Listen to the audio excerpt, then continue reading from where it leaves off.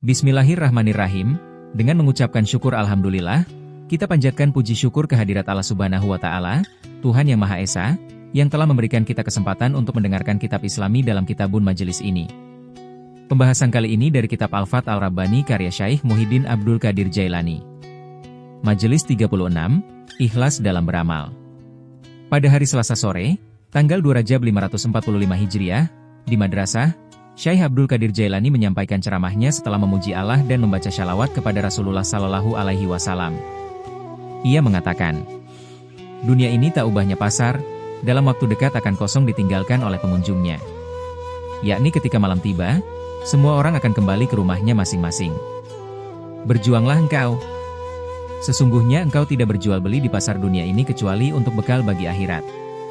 Bekal yang sesungguhnya adalah keimanan dan ikhlas dalam beramal, dengan niat hanya karena Allah Subhanahu wa Ta'ala, itulah yang akan engkau bawa ke sana, dan ternyata yang bekal engkau miliki hanya sedikit. Wahai muridku, jadilah sebagai orang yang berakal, janganlah tergesa-gesa. Sesungguhnya sesuatu yang sudah ditetapkan tidak akan dapat engkau dahulukan. Waktu maghrib tidak akan dapat engkau segerakan sehingga datang pada waktu subuh. Maka mengapa engkau tidak bersabar dan menyibukkan diri sehingga waktu maghrib itu datang dan engkau akan mendapatkan apa yang engkau mau? Jadilah sebagai orang yang berakal dan beradablah di hadapan Al-Haq Azza wa Jalla juga terhadap makhluknya. Jangan berbuat zalim kepada makhluk dengan mengambil sesuatu yang bukan hakmu dari mereka. Semuanya telah ditetapkan, engkau akan melihat bahwa pemberian itu tidak akan diberikan sebelum waktunya, walaupun hanya satu centi sebelumnya. Tidak sedikit pun akan diberikan sebelum waktunya, walaupun setetes, satu biji ataupun sebanyak lautan, kecuali dengan izin Allah Subhanahu wa Ta'ala, ketentuan dan ilhamnya kepada hati manusia. Jadilah engkau sebagai orang yang berakal. Tetaplah berada di tempatmu, yakni di hadapan Allah Subhanahu wa Ta'ala. Sesungguhnya rizki itu telah dibagi di sisinya dan dengan kekuasaannya. Celakalah engkau. Dengan wajah seperti apa kelak engkau akan berjumpa dengannya. Di dunia engkau membantahnya, berpaling darinya dan lebih memilih menghadap kepada makhluknya. Engkau menyekutukannya dengan mengadu kepada makhluknya dan bergantung kepada mereka. Mengadukan kebutuhan kepada makhluk adalah suatu siksa, sebab peminta itu sangatlah banyak. Sesungguhnya mereka tidak keluar untuk meminta kecuali karena dosa mereka. Sedikit sekali di antara mereka yang meminta, itu pun karena terpaksa. Apabila engkau meminta dan tidak mau memberi, maka sesungguhnya engkau tidak akan diberi karena engkau tidak mau memberi. Wahai muridku, menurutku, dalam keadaan lemah sekalipun engkau tidak boleh meminta sesuatu dari seseorang. Jangan ada sesuatu pun dari milikmu yang tidak engkau ketahui dan tidak engkau beritahukan, jangan ada sesuatu pun dari milikmu yang tidak engkau lihat dan tidak engkau perlihatkan. Apabila engkau sanggup memberi dan tidak mau meminta imbalan, maka lakukanlah, atau apabila engkau minta dilayani orang, maka lakukanlah. Para wali itu beramal untuk Allah Subhanahu wa Ta'ala. Dan untuk bisa bersamanya, maka ia memperlihatkan keajaibannya kepada mereka, di dunia ataupun di akhirat. Dia juga memperlihatkan kepada mereka kelembutan dan pertolongannya. Wahai muridku, apabila Islam belum engkau miliki, lalu bagaimana engkau akan memiliki keimanan? Apabila iman belum ada, maka bagaimana engkau bisa yakin? Dan apabila tidak ada keyakinan, lalu bagaimana engkau bisa marifat dan mengetahuinya? Demikianlah langkah-langkahnya. Apabila keislaman telah terpenuhi, maka kepasrahan pun akan terpenuhi. Jadilah orang yang berserah diri dan patuh kepada Allah Subhanahu wa Ta'ala. Di dalam setiap keadaan disertar dengan memelihara batasan-batasan syariat, serahkan dirimu kepadanya, baik yang berhubungan dengan hakmu ataupun hak orang lain. Perbaikilah adab kepadanya dan juga kepada makhluknya. Jangan menzalimi orang lain, karena kezaliman adalah kegelapan di dunia dan di akhirat. Kezaliman akan menggelapkan hati, menghitamkan wajah, dan catatan amal. Jangan berbuat zalim dan jangan menolong orang yang zalim. Rasulullah Shallallahu Alaihi Wasallam bersabda, pada hari kiamat, juru panggil akan berseru, di manakah orang-orang yang berbuat zalim? Mana orang-orang yang membantu kezaliman? Mana orang yang melihat pena mereka? Mana orang yang mengencarkan pena mereka? Kumpulkan mereka semua, lalu masukkan mereka ke dalam peti dari api neraka. Larilah dari makhluk dan berusahalah untuk tidak menjadi orang yang dizalimi ataupun orang yang menzalimi. Kalaupun terpaksa, lebih baik jadi yang terzalimi daripada menzalimi orang lain, yang dipaksa daripada menjadi yang memaksa. Pertolongan Allah Subhanahu wa Ta'ala ada bersama dengan orang-orang yang terzalimi, apalagi bila ia tidak mendapat pertolongan dari makhluk. Rasulullah Shallallahu Alaihi Wasallam bersabda, ketika seseorang dianiaya, sedangkan ia tidak menemukan penolong selain Allah Subhanahu wa Ta'ala, maka sesungguhnya Allah berfirman, Aku pasti akan menolongmu, walaupun hanya setelah ini. Kesabaran akan melahirkan pertolongan, diangkat derajat dan mencapai marifat. Ya Allah, sesungguhnya kami memohon kepadamu, agar senantiasa sabar bersama-Mu. Kami memohon ketakwaan, kecukupan, dan kelapangan dari segala sesuatu, serta sibuk denganmu. Bukakanlah tabir yang menghalangi kami dan Engkau. Angkatlah penghalang yang membatasi dirimu dengannya. Sesungguhnya bersamanya Engkau dengan mereka adalah suatu kebodohan, tidak ada kerajaan, kekuasaan, kekayaan, dan kemuliaan melainkan milik Allah Subhanahu wa Ta'ala. Wahai orang munafik, sampai kapan engkau berbuat ria dan berada dalam kemunafikan? Apa yang engkau dapatkan dari orang yang engkau tuju? Celakalah engkau. Apakah engkau tidak malu kepada Allah Subhanahu wa Ta'ala? Apakah engkau tidak percaya bahwa engkau akan melihatnya? Lahiriahmu beramal, tetapi batinmu tertuju kepada selain Dia. Sungguh engkau telah melakukan penipuan, seolah engkau mengingkari bahwa Dia Maha Tahu. Kembalilah dan perbaiki keadaanmu, luruskan niatmu dan bersungguh-sungguhlah. Jangan memakan walau hanya sesuap, jangan berjalan meski hanya selangkah, dan jangan melakukan apapun kecuali dengan niat yang baik. Engkau harus meluruskannya hanya untuk Al-Haq Azza wa Jalla. Apabila hal itu telah engkau lakukan, maka setiap amal yang engkau lakukan hanya untuknya. Kepura-puraan akan hilang, dan niat yang baik itu akan menjadi watak bagi hamba yang ibadahnya telah murni untuk Tuhannya. Tidak akan ada lagi beban baginya karena Allah Subhanahu wa Ta'ala menolongnya. Apabila Dia telah menolongnya maka ia akan merasa cukup, dan Allah akan menghalanginya dari makhluk, maka ia pun tidak akan membutuhkan mereka lagi. Keletihan itu hanya terasa ketika engkau berjalan menuju ke sana. Apabila perjalanan telah selesai dan engkau sampai di sana, berdekatan dengannya, beban lelah yang engkau rasakan sirna, yang tumbuh kemudian adalah rasa damai. Kemudian kedamaian itu semakin bertambah-tambah, sehingga engkau mengambil tempat di sisinya. Awalnya rasa damai itu kecil, kemudian semakin lama semakin membesar. Pada akhirnya, hati dipenuhi oleh Allah Subhanahu wa Ta'ala, sehingga tidak ada lagi ruang untuk apapun selain Dia. Apabila engkau menghendaki hal itu maka laksanakanlah segala perintahnya dan jauhi segala larangannya. Serahkan dirimu kepadanya, dalam keadaan baik maupun buruk, kaya atau miskin, mulia ataupun hina, bahkan ketika melimpahnya benda-benda yang datang baik dalam urusan dunia maupun akhirat. Engkau beramal untuknya dengan tidak mengharapkan balasan sedikitpun. Engkau beramal dengan mengesahkan tujuan, yaitu keridaan dan bisa berdekatan dengannya. Balasan yang akan engkau peroleh adalah keridaannya dan dapat berdekatan dengannya di dunia dan di akhirat.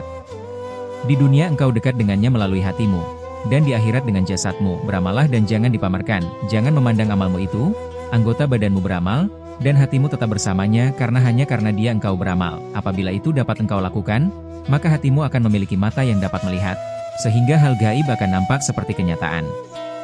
Apabila seorang hamba telah berserah diri untuk Allah Subhanahu wa Ta'ala semata, maka Allah Subhanahu wa Ta'ala akan senantiasa bersamanya di dalam setiap keadaan. Dia akan mengganti dan memindahkan dari suatu keadaan ke keadaan lain, sehingga dia sepenuhnya menjadi beriman, yakin dan marifat, dekat bahkan menyaksikannya tanpa penghalang, musyahadah. Waktu seolah menjadi siang, tanpa datangnya malam, cahaya tidak berkeputusan tanpa adanya kegelapan, putih bersih tanpa setitik pun noda atau kotoran, seluruhnya menjadi hati, tidak ada lagi diri, bahwa yang ada hanya nurani tidak lagi hati, dan ia melebur tidak wujud lagi. Dia menjadi gaib dari manusia dan juga dari dirinya sendiri. Semua ini pondasinya adalah mencintai Allah SWT. Melangkahlah untuk meninggalkan makhluk karena mereka tidak dapat memberikan manfaat dan juga tidak dapat mendatangkan madarat. Sungguh aku telah membuktikannya. Pergilah dari nafsumu, jangan mengikuti keinginan dan kebiasaannya demi mencari ridha Allah Azza wa Jalla. Makhluk dan nafsu bagaikan dua lautan, dua api, dua lembah yang keduanya dapat membinasakan. Semua obat ada padanya, tidak ada seorang pun yang memilikinya kecuali Dia. Apabila engkau bersabar dalam menyendiri, maka Zat yang Maha Esa akan datang kepadamu. Apabila engkau bersabar di dalam kefakiran, maka kekayaan akan menghampirimu. Tinggalkanlah dunia dan kejarlah akhirat, kemudian berusahalah untuk mencapai kedekatan dengan Tuhan. Tinggalkanlah makhluk dan kembalilah kepada Sang Halik. Celakalah engkau. Makhluk dan Halik tidak akan dapat berkumpul dalam satu tempat, demikian juga dunia dan akhirat, Keduanya tidak dapat bersatu dalam satu hati. Mesti salah satu dari keduanya yang tinggal di dalam hati, makhluk atau halik, dunia atau akhirat. Atau bisa saja, secara lahiriah nampak untuk halik, tetapi yang bersemayam di hatinya adalah makhluk, lahirnya untuk akhirat, tetapi batinnya untuk dunia. Keluarkanlah dunia dari hatimu, simpan ia pada tanganmu saja. Renungkanlah dirimu dan pilihlah untuknya. Apabila engkau menginginkan dunia, maka keluarkanlah akhirat dari hatimu. Apabila engkau menginginkan akhirat, maka keluarkanlah dunia dari hatimu. Apabila engkau menginginkan Tuhan, maka keluarkanlah dunia dan akhirat serta segala sesuatu selain Dia dari hatimu. Sebab, selama di dalam hatimu masih bersemayam sesuatu selain Dia, maka engkau tidak akan dapat berdekatan dengannya. Cintamu kepadanya belum terbukti. Selama di hatimu masih ada dunia, maka akhirat tidak akan pernah nampak di hadapanmu. Dan selama di dalam hatimu masih ada akhirat, maka engkau tidak akan pernah menemukan kedekatan dengannya. Jadilah sebagai orang yang berakal. Jangan pernah mendatangi pintunya kecuali dengan langkah kejujuran dan kesungguhan. Celakalah engkau. Engkau bisa bersembunyi dari makhluk, tetapi bagaimana engkau akan bersembunyi dari halik? Tidak akan lama lagi engkau akan merasa lelah bersama dengan makhluk, lalu engkau akan mengambil uang dari dalam saku dan dari rumahmu. Wahai orang yang meninggalkan cermin untuk dipecahkan, esok hari makanmu ada di dalam botol, dan jelaslah kabar untukmu, wahai orang yang memakan racun, tidak lama lagi pengaruh racun itu akan terasa oleh tubuhmu. Makanan haram adalah racun untuk jasad agamamu. Tidak bersyukur juga racun yang mematikan. Tidak akan lama lagi Allah akan menyiksamu dengan kefakiran, meminta-minta kepada manusia dan tidak lagi dikasihani oleh mereka. Wahai engkau yang tidak mengamalkan ilmunya, tidak akan lama lagi ilmumu akan dihilangkan dari hatimu karena hilang keberkahannya. Wahai orang-orang yang bodoh, seandainya engkau mengenal Allah, tentu engkau akan mengetahui siksa-siksanya. Perbaikilah adab bersamanya dan juga terhadap makhluknya. Kurangilah pembicaraan yang tidak bermanfaat dan sia-sia. Diriwayatkan dari sebagian orang-orang syalih, ada yang berkata, aku melihat seorang pemuda yang minta-minta. Maka aku berkata kepadanya, seandainya engkau bekerja, itu akan lebih baik bagimu. Maka aku disiksa berupa terhalangnya diriku dari ibadah malam selama 6 bulan. Wahai muridku, hendaklah engkau sibuk dengan sesuatu yang berguna bagimu, dan meninggalkan sesuatu yang tidak bermanfaat bagimu. Keluarkan nafsumu dari hatimu, sungguh kebaikan telah datang kepadamu. Nafsu itu adalah kotoran yang mengotori. Setelah ia keluar, maka hati akan bersih tanpa kotoran lagi. Allah Subhanahu wa Ta'ala berfirman, sesungguhnya Allah tidak akan mengubah keadaan suatu kaum sehingga mereka mengubah keadaan mereka sendiri. Quran Surat Ar-Ra'd 11. Wahai manusia, dengarkanlah. Wahai manusia, dengarkanlah. Wahai orang yang mukallaf, wahai orang yang berakal. Simaklah dengan baik firman-firman Allah Subhanahu wa Ta'ala yang maha benar. Tinggalkan nafsumu yang tidak disukainya, maka engkau akan mendapatkan sesuatu yang kamu sukai darinya. Sesungguhnya jalan itu luas, bagaimana dengan dirimu sendiri? Wahai saudaraku, bangunlah, beramallah, dan jangan lalai selagi kendalinya di tanganmu. Mohon pertolonganlah kepadanya untuk memperbaiki nafsumu, kendalikan ia, jika tidak, nafsu yang akan mengendalikanmu, lah memerintahkan keburukan ketika di dunia dan meremehkan akhirat. Larilah dari orang yang membuat engkau lalai kepada Allah, seperti larinya engkau dari hewan buas. Bergaulah dengannya, karena orang yang berdekatan dengannya akan mendapat keuntungan, dan orang yang mencintainya akan dicintainya, orang yang menghendakinya akan dikehendakinya juga, orang yang mendekatinya akan dia dekati juga, dan orang yang mengenalinya akan dia kenali. Dialah Allah Azza wa Jalla, dengarkanlah perkataanku dan terimalah nasiku, tidak ada seorang pun di muka bumi yang menyampaikan hal itu sebagaimana aku. Apabila aku meminta akhirat, maka kau meminta untuk mereka, bukan hanya aku. Aku menginginkan kemaslahatan untuk mereka bukan hanya untukku. Demikian juga apabila aku mencari dunia, maka itu untuk mereka. Setiap kalimat yang aku ucapkan, tidak ada yang aku inginkan darinya kecuali Allah Subhanahu wa Ta'ala. Apa peduliku terhadap dunia, akhirat dan seluruh isinya?